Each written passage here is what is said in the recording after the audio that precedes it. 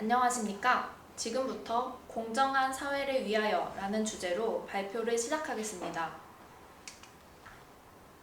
우리는 모두 공정한 사회, 공정한 세상을 꿈꿉니다. 세상의 자원은 한정적이고 그것을 적절히 배분하기 위해서는 공정한 원칙이 필요하기 때문입니다. 하지만 구체적으로 어떤 방식을 공정하다고 할 수 있을까요?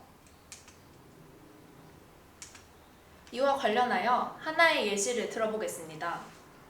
한 회사에 A와 B라는 두 직원이 있다고 가정해 보겠습니다.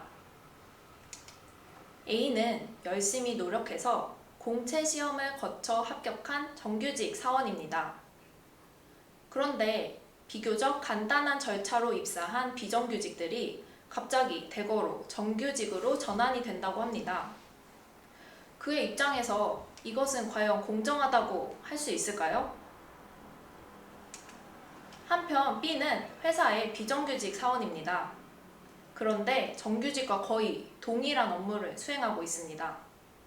하지만 입사 절차가 다르다는 이유로 훨씬 적은 돈을 받고 일하고 있습니다. 그렇다면 그의 입장에서 이것은 공정하다고 할 수 있을까요?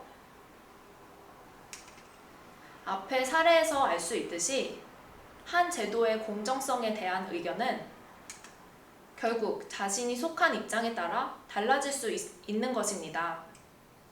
그렇다면 우리는 어떻게 해야 모두에게 공정할 수 있을까요?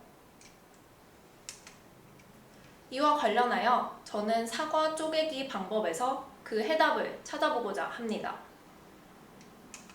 여기 아주 배가 고픈 두 명의 사람과 단 하나의 사과가 있다고 가정해 보겠습니다. 그렇다면 이 하나의 사과를 가장 공정하게 나눠 가지는 방법은 무엇일까요?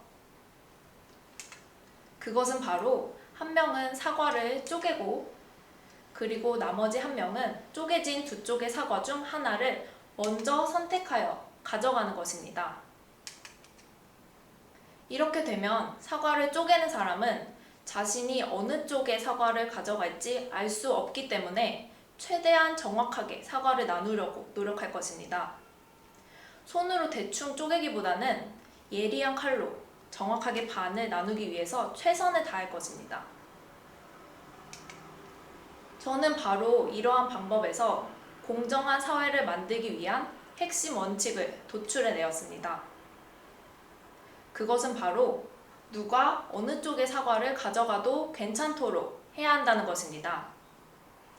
즉, 공정한 사회는 자신이 어느 입장에 있어도 동의할 수 있는 원칙을 기반으로 해야 하는 것입니다.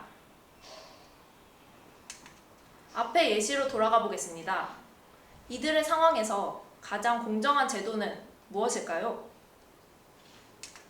정규직인 A의 입장에서는 그의 공채 시험 합격 노력이 무색해지지 않도록 해야 합니다. 한편 비정규직인 B의 입장에서는 그의 업무에 대한 노고가 무시되지 않도록 해야 합니다. 그리고 무엇보다도 가장 중요한 것은 그들의 입장이 서로 정반대가 되어도 동의할 수 있는 제도여야 한다는 것입니다. 이렇게 서로의 상대방의 입장이 되어도 동의할 수 있도록 하는 것, 그것이 바로 공정한 제도의 핵심이라고 할 수 있습니다. 공자께서도 말씀하셨습니다. 기소불효, 물시어인.